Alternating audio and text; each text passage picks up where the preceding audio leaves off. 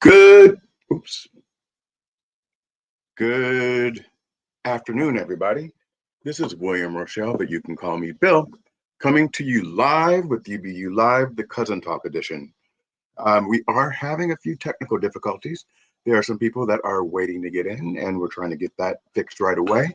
But in the meantime, that's what we do in life. Let's talk about the reason for this program. I have had the calling to actually get more familiarized with my cousins and their journeys and focus on our history and then how we've changed that history with the direction that we're going in as parents, as humans, as people that are just trying to get through life on a day-to-day basis. What's interesting is that I've discovered relationships with people that I didn't have before, and those relationships have been magnificent.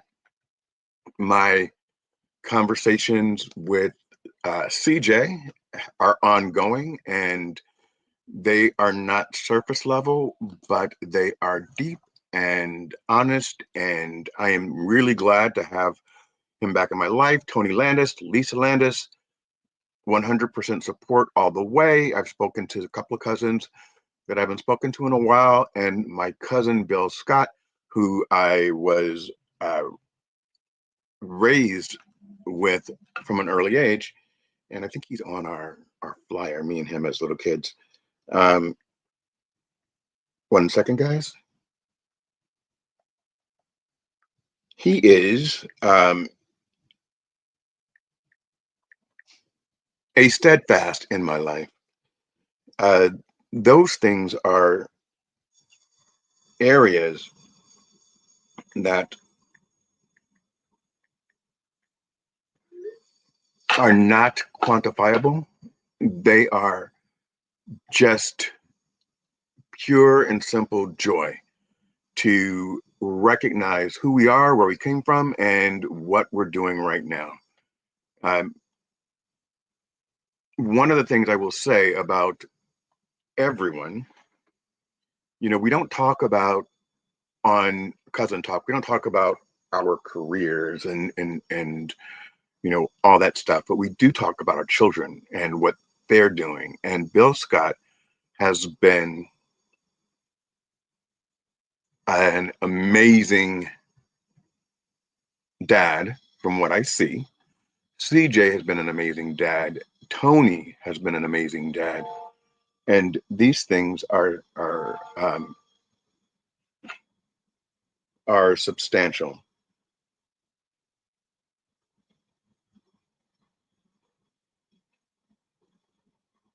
1 second, everyone. So what I'm finding is that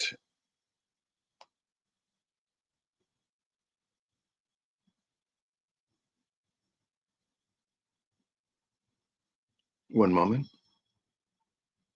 People are trying to get in. I want to make sure that they can.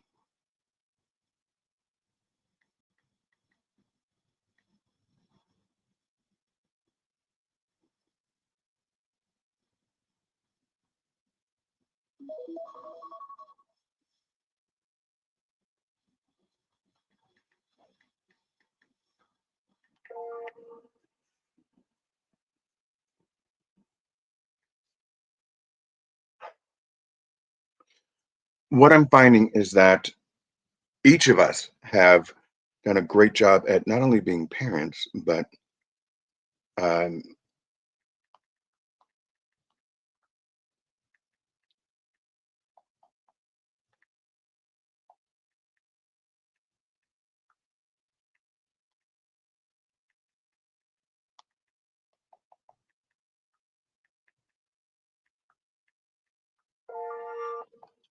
live programming, right? Um, what I'm finding is that when they can't be on, it's because they are doing parent time. So Bill is in the middle of getting his son ready for prom. Next week is the graduation party. And then after that, he's taking his daughter Olivia, who just got back from France, um, to another destination. And I'm going to try this one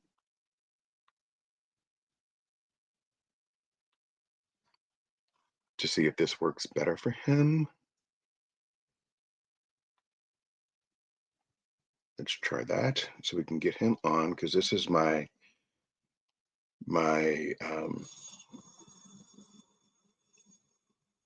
my older cousin that I'm excited to get his take on basically everything.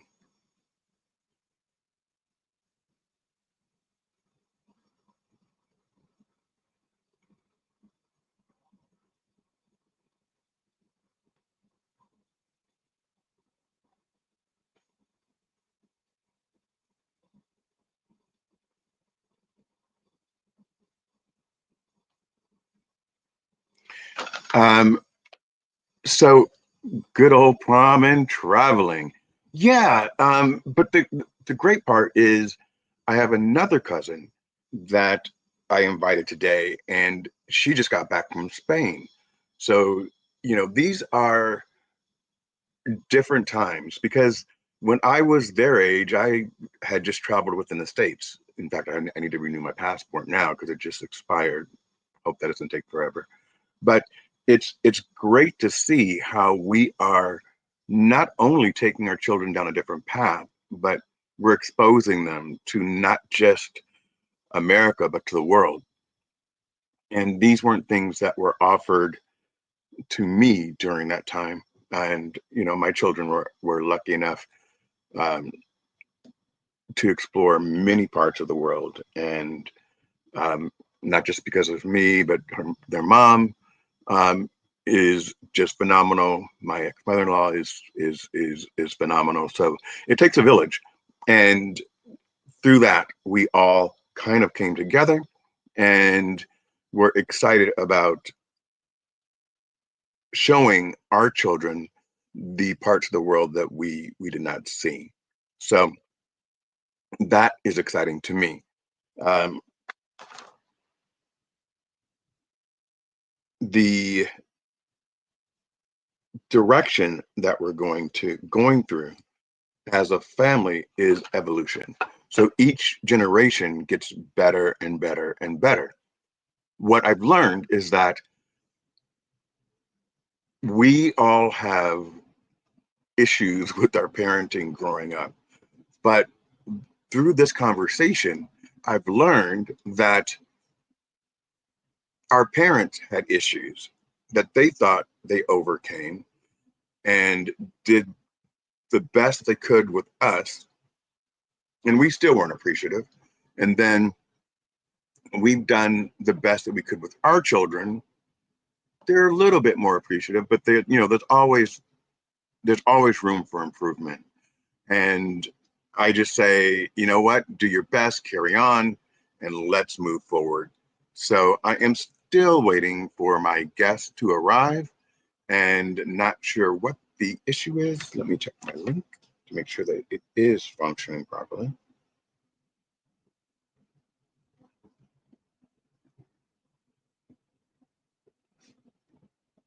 And then we'll go from there.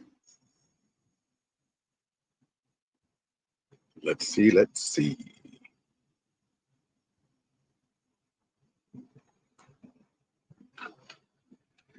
So I have a few people online that are already on board, and you're watching me talk to myself, which is great. I always really rely on the energy of me.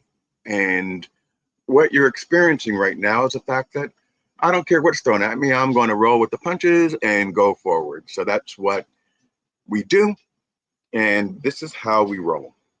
Um, I'm not sure why we're having problems, but it is what it is. Uh, I am appreciative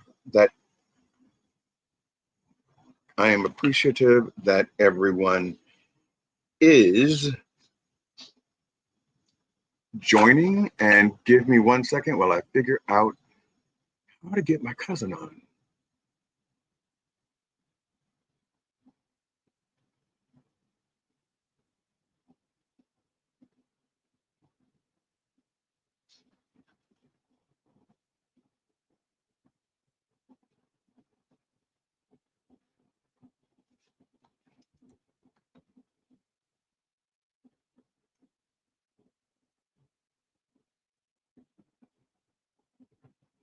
So I'm not sure why he's having issues, but I just sent it again. And let's try it from my other email account.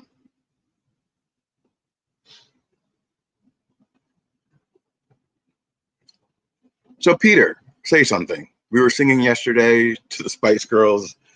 That was interesting. And I'm not exactly sure how Kenneth got me to do that or even join, but it was phenomenal.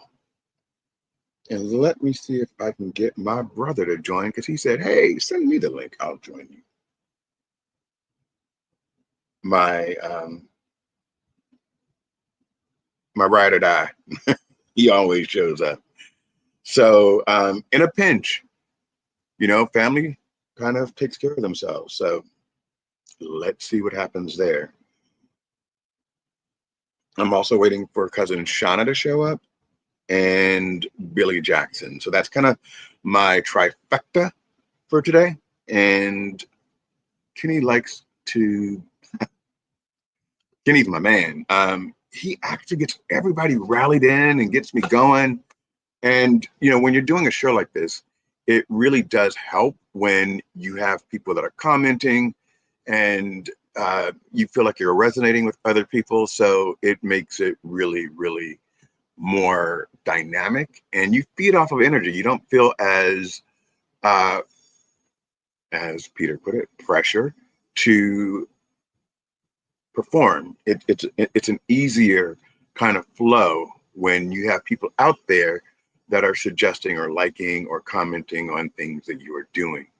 So we are not backing down. We're just trying to get uh, Billy Jackson in on this theme. Oops. And here is my brother. What's up, man? Oh, here's Billy Jackson. Well, I'm on my phone, Oh, what's going on? so Oh, y'all really tiny, but hey, how are you, Billy Jackson? I'm all right, man. You know what? Um, I don't, I really appreciate you coming on. And I've been on this journey to discover my family Right. and understand who my cousins are. And then it's a generational process. Uh, So, from your perspective, it's understanding what your childhood was like, what you learned from it, how you evolved, and you know how you're trying to connect everybody else. Um, oh, I don't know if you heard the first segment, but no, I I'm am. I'm very very proud of all of my cousins and my Uh, brothers. Bill Scott, who is actually a co-founder on this, he's Pooji's son. right. Um, I really wanted it to be the Billies, so I really wanted it to be like the three of us, and then Shauna, who is Aunt Nancy's daughter. So Okay. he couldn't make it today because Ryan, his son, is going to prom. He might do a drive-by and show us pictures of his son going, or show a video of his son getting prepared for prom. We don't know yet.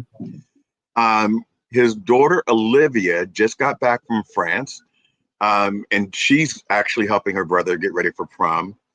And then Haley, uh, Nick and Tony's daughter, she just got back from Spain. So the way that we're evolving, I was just saying, I didn't get outside the United States until I was, in my 20s. And, these children are, they're not really children anymore, but the way that we've raised them, they're mhm. exposed and they're exposed to all these different facets. And my brother Phil, his son, got accepted into Rutgers, um, going on football, and he chose to go to Indiana State to get more playing time.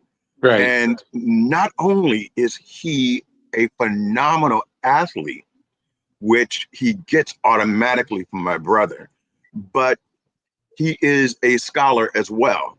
I'm not saying he doesn't get that from my brother, but his mother is. Hey, hey, hey, hey, you Don't take better it too not say hard, that. Bill. Don't take it too hard. Yeah, you better not say that. Hey, But hey, hey, calm down, Philip. Bring it down just a second. But what I'm saying is that there's that balance that's 100% necessary because Phil is 100% your alpha male, and his well, I'm wife. working on being I just found out that Philip, you don't. Sigma male trumps alpha male. Oh, okay. But Philip, you don't have to yell. You can talk in your inside voice. See, Okay. hey, what's up, Billy Jackson? Hey, all right, man. All right, everything's cool. Yeah, So, I'm not sure if you guys can hear me or not. oh, Oh, we can everyone can hear hear you. you. We hear you quite Yes. well. Yes. Okay, So talk in a softer tone. Um, so copy that. Copy so that. so Billy, you are the son of Aunt Sarah. No, Okay. So go ahead. Who's your mom? Myrtle, the oldest. Myrtle. Myrtle. Okay. She's the So Bernadette. oldest. My, you know, James and Mary Scott, Grandma, Grandpa Scott, or Yeah. Papa, as we called him. Okay, my mother's the oldest child in that family. Okay. So Okay, Bernadette is the child of Sarah and Jimmy Scott. yes, yes, yeah, Okay. So I'm just connecting the dots. Bear with yeah, me. yes. Um, so you said something just now that I would love to touch upon. I never met Grandpa Scott. I met Grandma Scott because Oh, okay. she lived with my grandmother, who was your Aunt Emma. Okay. Towards the end, I don't know Yeah. if she lived with other people as well, but she was, when I saw her, very quiet. Um, how was she when you were a child? Was she always quiet, or did she Yeah. have fire to her? Because the Scots have some fire on their side. Well, let me go back to what you were explaining earlier and give you a little bit of heads up when in regards to how where she lived. When Grandpa Scott passed, the cousins, which at that time at our age were Chrissy Scott and Mary Elizabeth and my brother David, and we all, Georgie White, we all took a turn of one night Yeah, staying at grandma's house until she finally moved and moved in with that and Emma. That went on for over a year or so. So then you're right. So that just brings you up to where that was. She was I she was a no nonsense person. okay, none of them. I mean, Grandma Emma wasn't either. Yeah, she's pretty quiet Okay, and that sort of thing. Uh, she took, she made sure everybody was well fed and happy to see you, that kind of thing. I can't think of any negative thing about her at all. She was a housewife. She was a legitimate housewife. And I asked my mother, and I was about 12 or 13, 'cause I couldn't quite figure this out. Like, what did y'all really do? Because I mean, they were married. Yeah, because they were married before cars. You know what I mean? yeah. They were married before airplanes and all that stuff. And so, when she explained what the day was, mainly with her mother, the thing that popped out to me was that Grandma and Grandpa were really partners in working the farm. They Okay, had they had different roles. Today we would look at it masculine, feminine. Well, put it out the window. She worked in that house. I'm sure she didn't wait for Grandpa to come home to discipline you if she needed to, but she took care of everything. She canned all the time. She made sure that there was canned food to get through a winter on. She was a real working partner in that relationship for that business of keeping that family alive. And I think that's something we don't want to overlook, because we don't Yeah. overlook the fact that Grandpa was working, doing the same thing. And what they were teaching their children, I think, and looking back on it, by what they were doing, they were modeling, and the kids learned from them. The girls worked with Grandpa, the boys worked with Grandpa. Matter of fact, Bill Buzzcott, he ended up living with his uncle for a while up in Ohio before the family moved to Ohio. But Okay. that sort of thing. Grandma's just a real.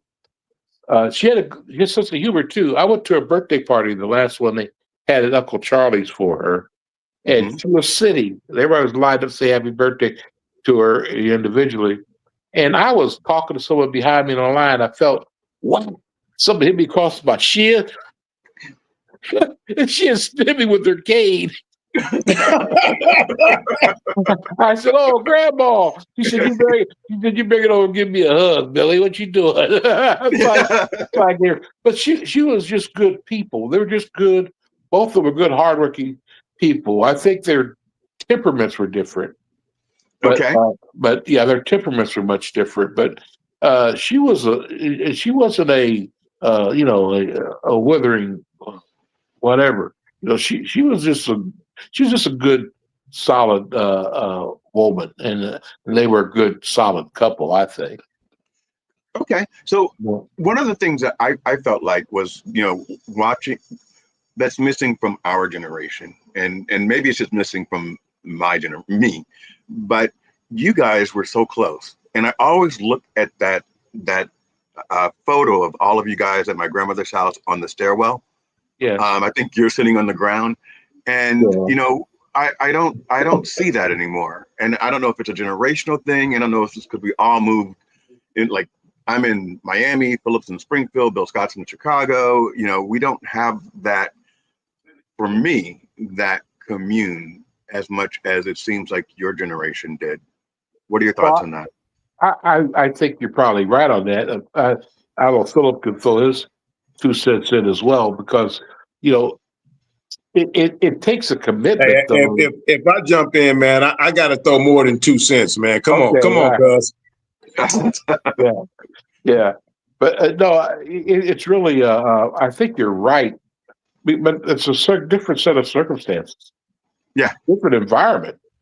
I mean, we all were here in Springfield. I think uh, Nancy was one of the was she the first to actually leave? The only one to leave? I mean, we were, so all the kids, the cousins, we were born here. Right. You And you know, stayed. yeah, it's not that big of a place. No, we moved around after that. But if you, let's say the cousins or second cousins your age in the family, you and Philip's age, you didn't grow up with them, right? Right. Correct. That's right. I think that's the difference. I grew up with my grandmother, Uncle Buzz, Aunt Virginia, Aunt Cecilia, Yeah, and and during specific occasions, I would see you, and those right. those occasions were normally either like you would drop something off for Christmas or a funeral. It wasn't as regular as like a regular thing. Um, Philip and I would spend 90 days in Springfield almost every year. So my mom, being a single mother, she would get rid of us in June and pick us back up in September and go on because that's when we were out of school. So instead of Mm. daycare, we were at Emma and Arnold, grandma and grandpa's. Um, and I remember I was such an introvert, and you have such a big personality. Um, I do. yes, you do. You do.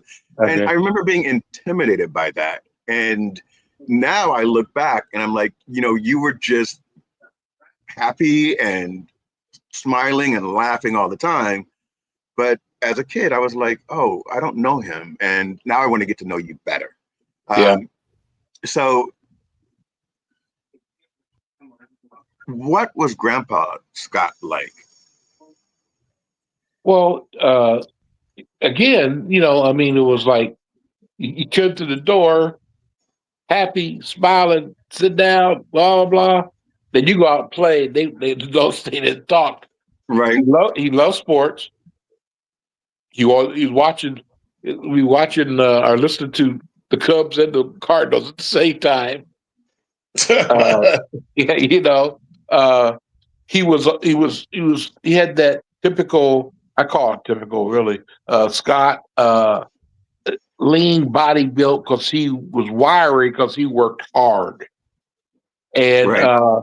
and you could see it in his yard. If you remember his yard, it was edible. Though before you guys were born, before I was born, I saw it, but then we were too little to understand it. One whole lot he used to put in garden, and he did it by hand, and he pushed the plow. Wow. Not a dog. No, I'm sorry, not a No, horse he's or strong. mule.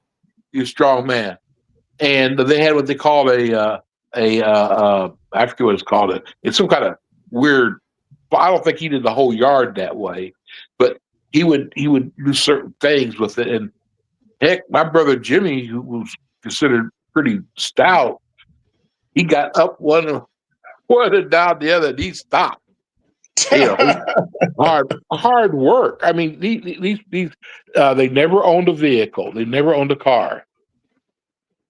Right. They were stuck in this situation back in those days where African Americans was almost impossible for them to own property.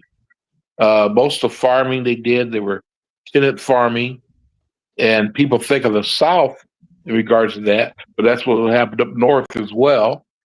And yet they were able to accumulate monies and watch their monies, and they bought the 4 lots on Cedar, and they raised their family there.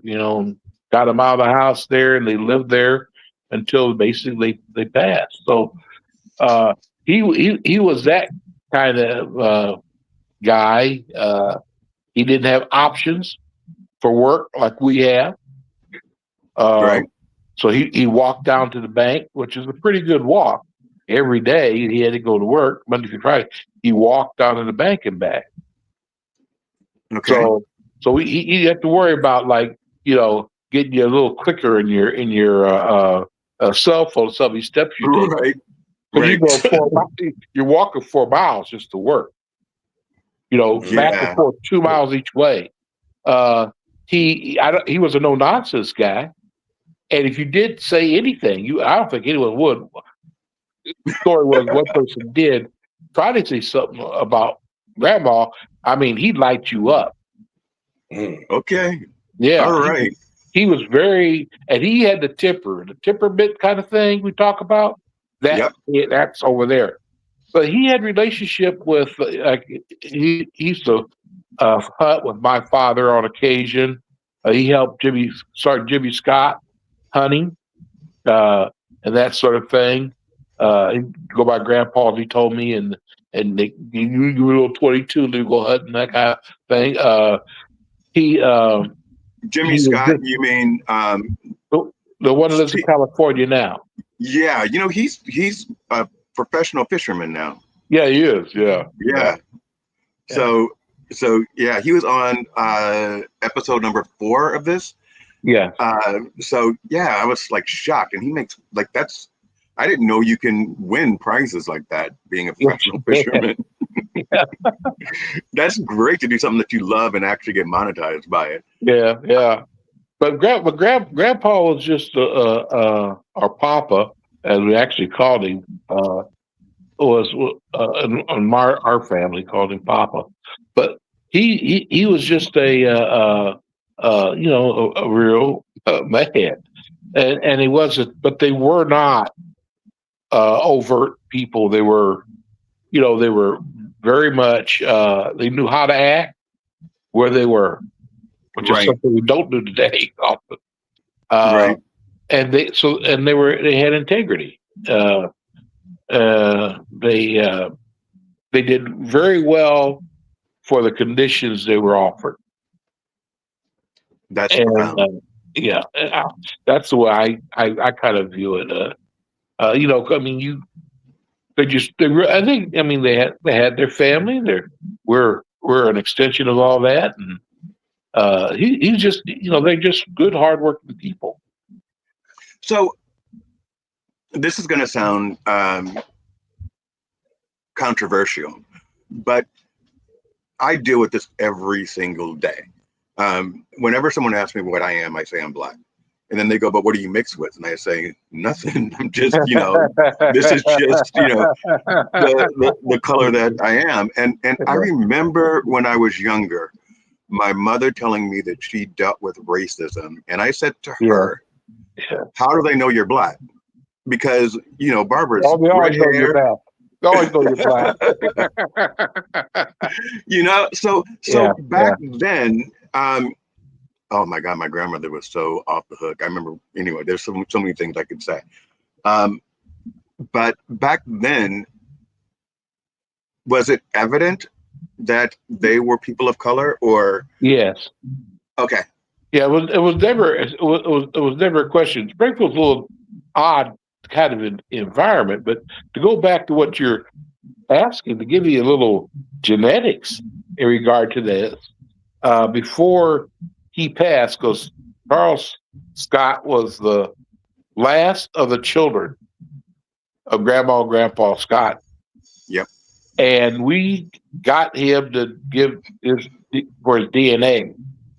Now, I'm gonna tell you why we're so light and so bright and almost white, because the DNA came back as 51% sub-Saharan African, 49+% English and Ireland and white.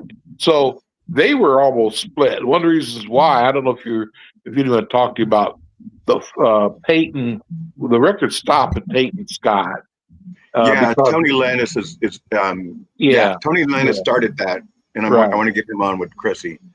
Yeah, and they had so it was, they were, the results of slavery.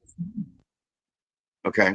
And it carried down. Now, whether or not they had a preference, that's why we're all still so bright, I don't know. But I don't want to get involved with that. Now, I'll tell you what my DNA shows, and this is really bizarre. We're talking about whether or not you're a Scot. My DNA shows that the country where the majority of my DNA comes from, 20% of it, is Scotland. Okay. Now, I believe that. Now, 37% of my DNA is European, and 63% is is sub-Saharan Africa. But that means there's a very strong, lineage there. So that's why you're so bright. It's interesting. That's why your mama had red hair. Yeah. So the red hair kind comes from, they say, the Scottish Irish type of. It could be. I don't know for sure, but it could be. I don't know. I don't know what Uncle Arnold's DNA, your grandfather. I don't know what his DNA was either. So he could be a contributor. Yeah. Because it's like my eye coloration does not come from my mother. Yeah, you have blue eyes. Well, they're greenish, but yeah, green, blue. But they, I believe, comes from my great grandfather, who was a slave and fathered by a slave owner. Grandpa, back to Grandma Scott.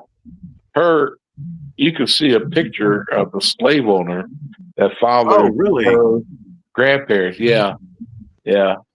I would love to see that. And I looked at it and said, "Well, let's go on something else." But Yeah. I mean, yeah, I'm just saying it's part of it's part of the past, like it or not, you know.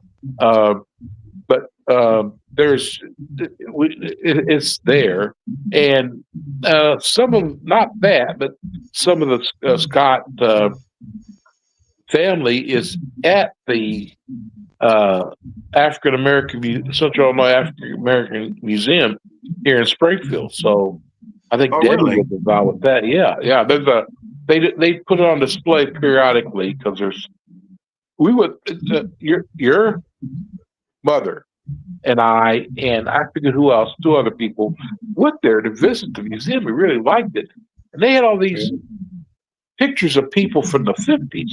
And we said, "Well, y'all missing a whole lot." Because they said, "What do you mean?" Because our family has been in Springfield for at that part of it at that time was over 80 years. And see, when my mother was born, they lived in a town people they wouldn't believe that they would live outside of the Taylorville area, but outside of Mount Zion in Okay. that area. So the Scott family, and actually more so than the Jackson family, the Scott family and the Olsby family, which is my father's mother's maiden name, they were in Central Illinois before most of these white people were. They Got it. were living in Shipman, Illinois, and Litchfield, and Hillsboro, and Taylorville, and Did you say Lynchfield? Litch. All right. Oh, Litch. Okay. All right. Yeah. I just wanted Yeah. to make sure that got that right. And and so people, but we hear all this foolishness like we do today, like immigration. The reality of it is, half the Europeans in this country came here after 1890. Exactly right.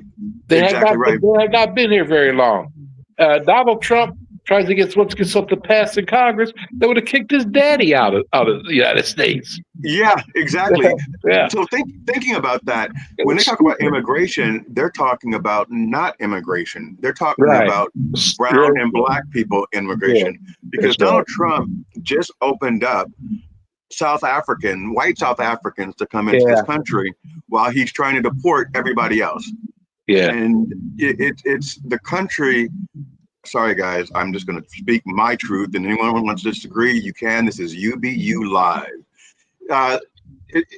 It's the immigration is yes. If you are a white or European person, come on in. But if you are from a Latin country or an African country or a Caribbean country, we don't want you. And so that's a clear, definitive line down the road. It's racism is part of the scenario of white superior racism. It's just like they want whites only. Yeah, and it's apparent. Yeah, it is. It is apparent, and it is sad because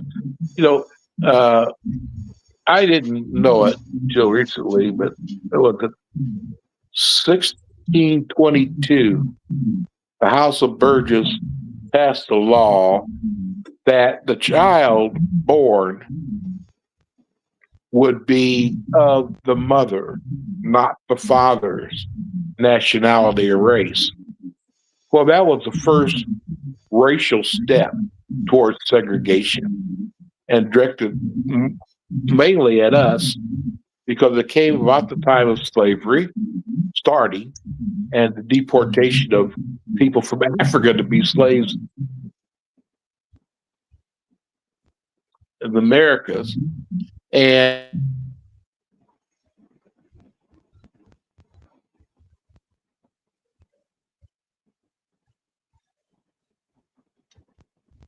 I think you froze, Billy Jackson. Hey, Phil. Phil, What's going on? I think he froze. Yeah, But I'm sure he froze. Yep. I'm sure he'll come back soon. Man, thank you so much. You saved me. I was talking to myself. Like, okay, how do I make this work? And my brother was like, I'll save you like I always do. Well, I was just trying to figure out if it was a situation where it was States. something with The with baby their that she line or birthed. something with Hey, I think with he came back. with the whole system. Yeah. Billy, are you there? I don't think he froze up. So Yeah. what's going on? How you doing, man? How you doing? I'm doing excellent. I am enjoying my day. I'm enjoying my home. I'm enjoying my dogs. Everything is good. Same here. Yeah. You know, So Billy Jackson got a son, Scott. hold on. He's back. I got some Okay. problems with broadband here. It's okay. But it's all racism. So one of the things that I have a problem with is, and this is my own internal struggle. I've had friends who have had children that are mixed race, right? And the children, before they go to school, they would say, I'm Black and Asian. And then when they went to school after the first day, they came back home and they said, I'm Asian and Black, because whatever was said to them at school, it was the Asian part that sounded more exotic and something to be more proud of than the Black portion of it. And when people ask me what I am, we can go through all that DNA stuff, but at the end of the day, we were considered Black people. We were raised as Black people. We could say African American. We could say, anything. But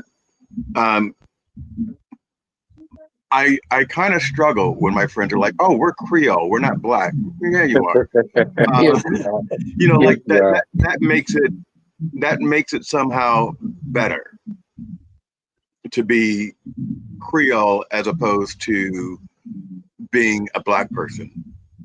Yeah. Oh, where did he go? I think you lost him, man. So now what you gonna do? What you gonna do now? I am going to continue with my beautiful sounding voice. Hey, do you have something on in the background, like a television or something? Me? Yeah.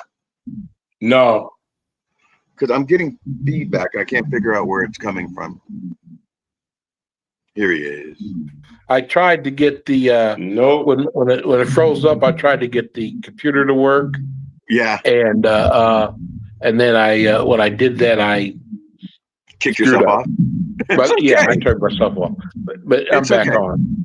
Yeah. Yeah. So I think I was saying that I'm so proud of my Black heritage, my African American heritage.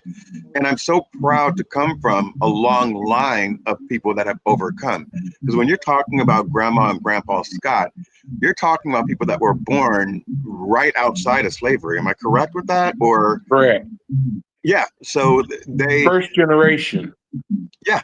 So they overcame a lot, and they were able to accomplish a ton, and they raised children that were standouts in their community. I mean, you look at, my grandmother, you look at Uncle Buzz, you look at Uncle Charlie, you look at Aunt Myrtle, Aunt Sarah. I mean, these people were, not only were they strong, but they were raising, except for my grandparents, some of them had like 8 kids or 5 kids, and they were making things just happen. Yeah, I have 2. Philip has 1, and I couldn't even imagine it with all of the extras that we have today. What are your thoughts on being proud of who you are as a Black person without having to select between, especially now, a biracial system? Well, it's something that's not ever been a question in my mind. But the first thing was when I was a kid growing up, you knew. I mean, I'm sure your mother could tell you incidents when she was not treated properly because she was, like you say, light and red hair, and still they knew exactly what she was. Well, that's okay. I accept that now. I accepted it then. That's who I am. I think that what some people don't accept in this culture is they don't know who they are. Yeah. They'll know from whence they came. Yeah. They don't understand why their great grandparents or grandparents came here. They were poor. They were considered the dredge. They paid some of them to leave to come here. Yeah. We built this country on our backs for free. Say it again. Say that again. We built this country on our backs for free. That's why I support the images of our family on the back of the T-shirts. Okay. Because we're on. They carried us, and the stuff they went through, unimaginable. I didn't cry, but I got emotional when I watched Barack Obama walk up the stairs to the White House after his inauguration. Yeah. Because those steps were built by slaves. That house was built by slaves. Yes. For free. And we had someone that, is a descendant, either him or Michelle. You could say, well, he was Hawaiian, whatever you want to say. But we were able to walk into that office. And even with that, we're still told that we're less than. I don't get it. Sorry, people. We were, we had the Tulsa, Oklahoma millionaires. And right when we got too much, they bombed it and took us out. Every time we got a foot ahead, they pushed us back. There was redlining, which means that, when my grandfather came back from the war, let's say in California, the vets could buy a property by the ocean, but my grandfather, if he had the means to do it, he had to buy it on the other side of town, which meant that from generational wealth perspective, we're already taking a step behind, because that property in Santa Monica near the ocean is worth $10 million, and the property in Compton is worth $1 million. And then people are always saying, why don't they try to get ahead? Well, there's always been Well, stop writing laws to prevent us from getting ahead, and then stop taking away laws that allow us to take the shot at getting ahead. But that's not. They see, and I think I'm not knowing really for sure. I just don't think that white people view it as maybe younger ones do, but view it as if they actually had a part in this restriction. Yep. And that I don't care who you are.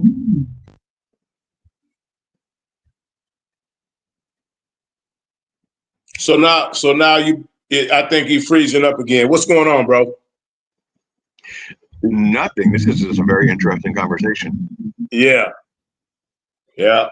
So where is my nephew? He's actually training right now, working out. My trained nephew doesn't share their location. Yeah. He should be back in about another half hour. Okay. All right. You have to on your. We have to what? Hey Phil, do you hear static?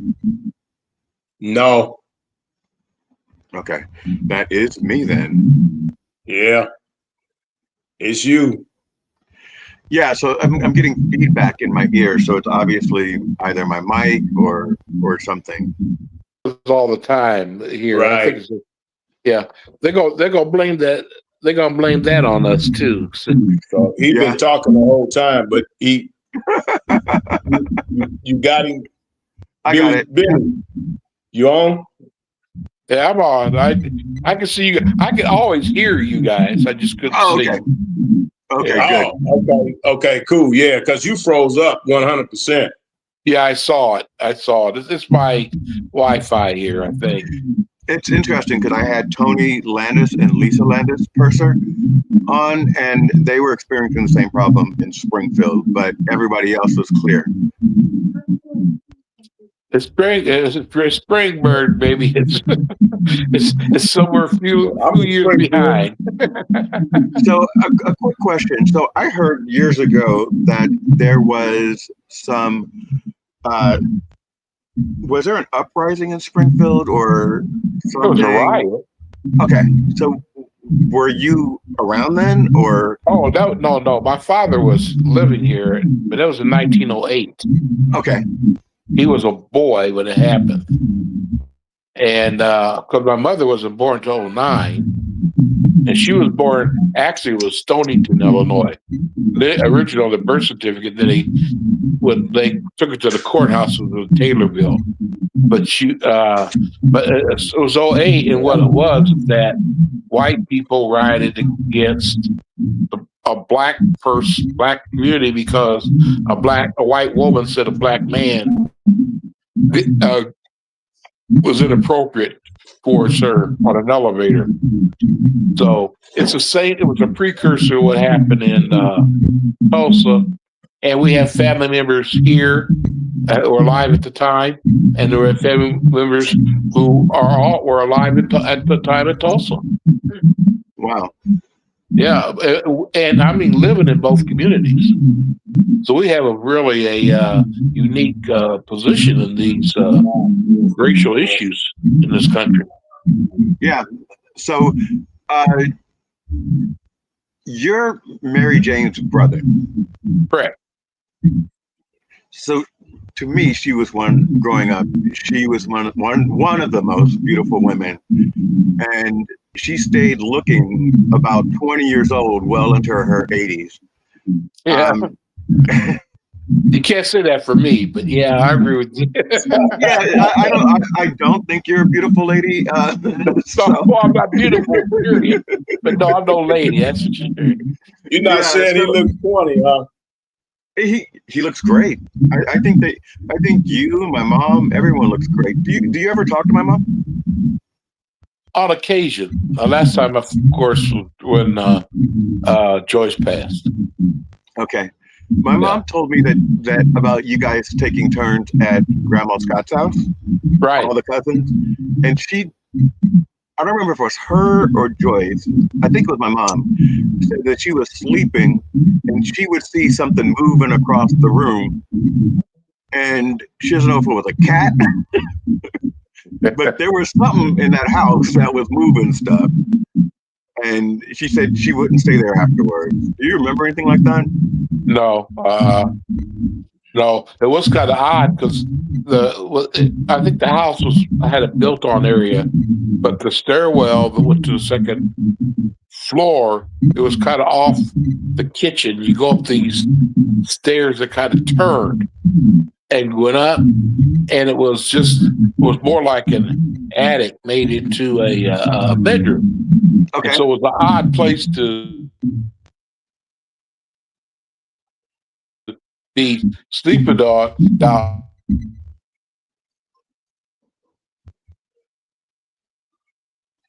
Beautiful.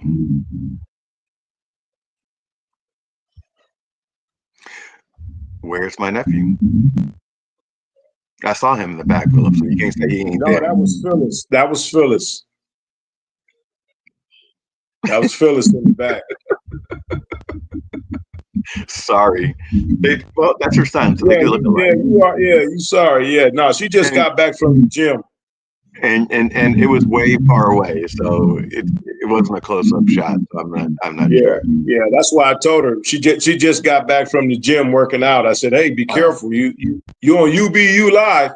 He's back. Is he back? I don't know. But this is a wealth of knowledge. I mean, Yeah. this is what I want. Well, that's why Here he is again. So one of the purpose of the show. One of the things I love about this is that we're learning more in depth and having more in depth conversations with each other, as opposed to a surface level conversation that we would have if we were just visiting for a moment or we were in a crowd. Well, hopefully, there's other family members watching. Actually, I've gotten a lot of people that have asked to join. I spoke earlier. The only reason why Bill Scott's not here is because Ryan's going to prom tonight. Yeah, you already talked about that. Okay, all right. Yeah, and then you already discussed that. So, and then Haley can't make it because she just got back from Spain. Yeah, my brother keeps me on track and tells me not to repeat myself, so I don't sound like I'm Quincy now. Yeah, no. But there was a little, kind of, I guess, questions which everybody has when you talk about people being themselves, because you never know what it's like when somebody is really being themselves. But it's refreshing that if you listen to the show or you come on the show, you realize that, number one, this is to gain knowledge of our family. And, whether you want that or not, that's personal. But for people in our family that want to get more history and, things of that nature, or want to connect with the family, this is a great platform, man. Like I said, if I didn't believe it, I wouldn't be here right now on a Saturday. I got things. I know that's right. You see what I'm saying? Yep. When you sent me the link, I was on the grill, man. I had to turn the grill off, so I got to go check on this grill here in a second. That's fine. One of the things I don't know if Billy understands this, but I've made connections with cousins that I know very little about. I'll be right back. Let me go check on this grill. Go ahead. All right. And, we're talking weekly now. Jimmy Scott's son, CJ, and I talk at least once a week, and we have really in-depth talks about what we're going through or how we're feeling. And Jimmy's youngest son, Devin, just texted me just now saying, I'd love to be there, but I'm at a birthday party. Bill Scott and I talk like we talk, but Bill Scott and I have always been close. Yeah. But we're talking like 3 times a week now. I talked to Courtney the other day. It's great because some of these people I haven't had a relationship in about 20 years. Pooji's reached out to me. Jimmy Scott, I told you he's been on the show. So it is a great way, especially in a forum of 3 to 4, to have one-on-ones and give dedicated time to the person I'm speaking with, as opposed to a huge panel of people. Yeah, you're right. You're right. And we're not preaching to the choir, right? So we're talking to people that are 18 years old and getting them connected. So CJ's daughter, Sundry, wants to be on with Bill Scott's daughter, Olivia. They don't know each other. They're both in their teens. Sundry's about to go to Africa, talking about us doing amazing things. Back from France, back from Spain, one heading off to Africa to do Doctors Without Borders. I mean, we have an amazing family. We have an amazing family. I think it's great because, and I think you should encourage that, the younger people especially, because they're the ones that are missing the real connection because they've not been around each other. Yep. And that's what I'm trying to do on an individual basis. So each show is limited. I try 4, sometimes 5 if like a brother and sister want to come on. But it makes really a great connection with all of us. And you and I have never had a conversation this long in my 40 years of living, you know? Right. Yeah. Yeah. So, I think that's great. I appreciate you coming on. It's been an hour. I don't know how you're feeling about it, but I'd love to make a cameo one day on your Zoom call. You have my information. So, Okay. I will jump in on that in a minute if I'm welcome. You are. And, I'd love to understand more about our family reunions. I told you before, I haven't Well, this been year- invited. Well, yeah, you should have gotten an invite. Only reason why you don't get an invite if we don't have the email address.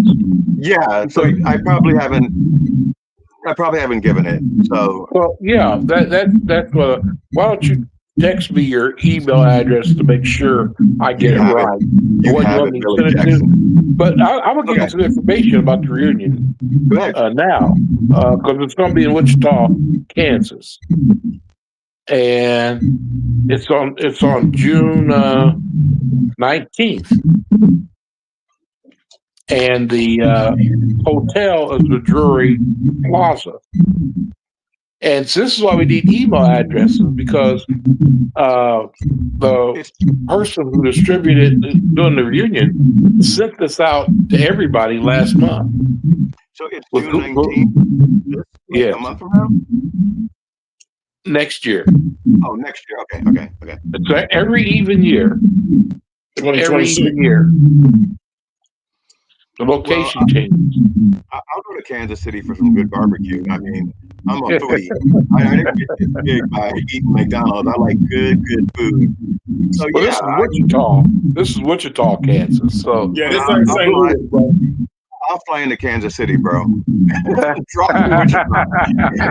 You're gonna fly into Missouri. I would fly and into then- Kansas City, Kansas, and then drive to Wichita, Kansas. that'll work. Well, Yeah, just for the barbecue. okay. All right. And what are the activities like, and how do we get everybody involved and get away from the people that know each other and back to the people that don't know each other? So like having it where someone like me comes in and feeling like if my mom doesn't go or if my brother doesn't go, how do I feel welcome? Well, let me tell you something, Bill, and not interrupt you, Bill, Scott. But what you're doing, but listen, man, what you're doing with this show is gonna erase that already, man, because you're this is good stuff, man. So I don't think if you show up to any reunion we have, nobody's gonna know who you are. Oh, Because for what I understand, and again, whether or not somebody wants to come on or not, this is good stuff, man. I mean, this is how could you deny this being positive for our family? I learned something Right. new with each person I speak to because everyone and I'm sees gonna the tell you- family and I'm gonna through a tell you this different right- lens. And I'm gonna tell you this right here, because I've been in Springfield for 30 years, 25, 26 years. And I guarantee you, if I ever had to pick up the phone and talk to Billy Jackson, he would stub his toe to get to that phone if he knew it was me. Yeah, my And Billy, phone's not already. Yeah, But- you're right. This- No, but and we've had in-depth conversations, and part of the reason why I'm what I would consider to be doing okay out here is because I took advice from Big Cuz. You see what I'm saying? So I feel like, in other words, what I'm trying to say, cousin Jackson, Billy Jackson, is I love you, man, and I appreciate the guidance and the wisdom that you instilled in me when I got here. Yeah. Well, same here, man. Matter of fact, a woman from Trevi Garden bought my bicycle, and I told her how you used to take your son to that pond over there just to fish every so often. When I used to see over there visiting, and I visited Aunt Emma a lot. Yeah.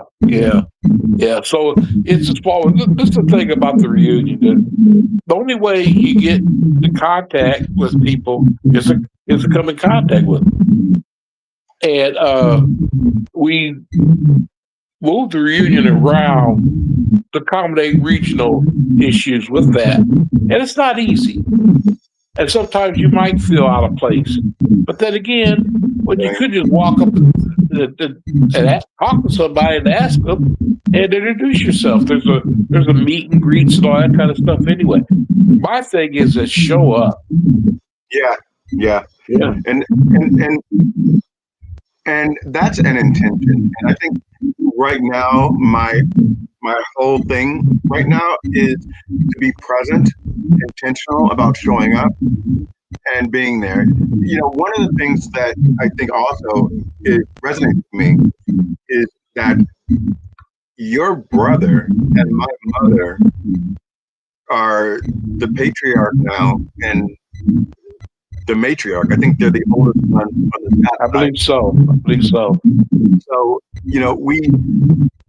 we need to make sure that we're connected in fully so that we can carry on that legacy and understand the power of the people that we come from. And that only comes from an open dialogue with you, and then having you guys kind of connect those dots to the younger generation. That's the whole point. And well, Philip, yeah, right. You're right. And Donnie's 89. Yeah, he'll be 90 in November. And let's be honest, that's getting up there, and we don't know how long we have to keep getting up there. So well, Bill just said you look 20, so I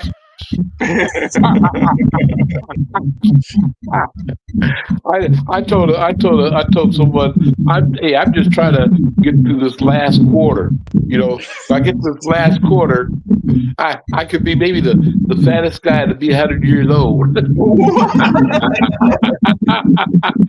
Only got 24 years to go, right? There you go. And let's not call you the fattest guy. Well, I'm just being silly. Yeah. This has been great for me. Philip, Billy, do you guys have any other final statements or anything that you want to address before we kind of sign off? I really appreciate you coming on, Dr. Jackson. You first, Rochelle. I just again, I think what you're doing is awesome, man, and I support it 120%. Now, Billy Jackson, the last time me and you talked, we were supposed to go to a hockey game. Yeah. And I got your number, and I want to connect. And so, again, I just encourage any family member watching this that hasn't been on the show to think about coming on the show. It's up to you to decide how much you want to talk or how much you don't want to talk, what you want to talk about or what you don't want to talk about. It's right. A family-based show. It's all about your lens. And the title is You Be You. So just understand that as an adult, I mean, from a family perspective, I think it's great because, again, I get to talk to Billy Jackson again, who we've had several in-depth conversations, and hopefully your son Scott can come on the show. Yeah, I would love that. Hey, Billy, I have one question before I let you go. Do you remember Miss Bohannon? Yes. So live across the street. Yeah. Yeah. So who was she? And my grandfather would make me go over there every time we were there. We had to visit Miss Bohannon, and she had a piano that would automatically play music, and I was fascinated by that. I thought it was magic. Yeah. She just again one of those old time hard working sisters. Last time I saw Miss Bohannon before she passed, had been out of college a little bit, and it was cold. I mean, it was bitter. And I happened to be driving over to Cedar, and I saw her walking because she worked downtown. She walked downtown every day to work, just like Grandpa Scott did. And I said, Miss Bohannon, let me give you a ride. No. I almost had to make her get in the car. She's just a good, hard-working woman. She's just good people. I can't say I knew her well, because to me, she was Miss Bohannon. She's always much older and things like that. But she was always nice and very friendly towards you. Yeah. Which I think goes a long ways. This is something that I think goes a long, long ways in being friendly. Yeah, my grandparents would make sure that we went over there, and that's right. Visited Miss Bohannon, and they would check in on her regularly. Yeah, like he was their parent. And offer you some candy when you came in their door, or have a seat, relax, and don't mess with the ball game. But they were just really, really good people. I think we should be most proud of them, and I think the family, in the reunion perspective, is very broad based. I did that purposely in setting it up because we can't get separated from one lineage or another. But if we know how broad we are as a family, we can learn to build relationships outside of what we're accustomed to as well. Absolutely. And one of the reasons why, I don't know if you noticed this, but we never talk about what's for a living or any of that stuff. We talk about who you are as a human. So it's very inclusive. So there's no kind of caste system, or you're not competing with somebody else or anything like that. One thing I like about the show is that if you want to talk about that, you can. Then you can, because that shows the diversity of what our family has accomplished. Now, it's not based on that, but at the same time, maybe you have a scenario or a situation where you can help a family member out. Yeah. My deal with that, Philip, is, and I'll share this with you. My life has been very great. But when the stock market crashed in 2008, I recognized that my self-worth was built on how much money I made. And then I recognized that that's not as important as the love and the family that I have around me. And I built it back up, but I've never forgotten that people are more important than your title and your career move and your educational status. None of that matters when you have. No one's going to say, "I wish I worked more," or any of that stuff. That's right. That's right. So I put more pride and more value on who someone is as a spirit, as a human being, as a human, than their profession. So that's just me. I got lost in that. So yeah, well, I'm the kind of man that man, and this is just me being me, you being you, but man, I don't want to say I wish, but man, I would love to be in a position where I was that successful as far as, certain scenarios where I could say, hey, man, anybody in the family need a job? Here you go. Come out here. Let's talk about it. Let's see if it's a fit. That could be a slippery slope. And that's just what I'm saying as far as things like that. Yeah. But It sounds great until you try to do it in practice. And business and family sometimes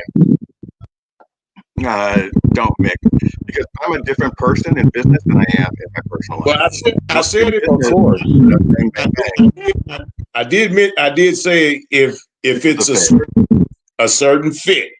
Yes, sir. Yes, you did. But basically what I was saying was, as far as listen, man, what I was saying was, I have to reiterate the fact that this is an awesome platform for family members to come on and just be themselves. Let's just say, for an example, you have a family member that does own a business or is doing something like that. This is an opportunity for them to come promote their business. This is an opportunity for them to come shed light on what they're doing. And so that's what I meant, man. I'm sold on the title, You Be You, and that's it. That's all in that order.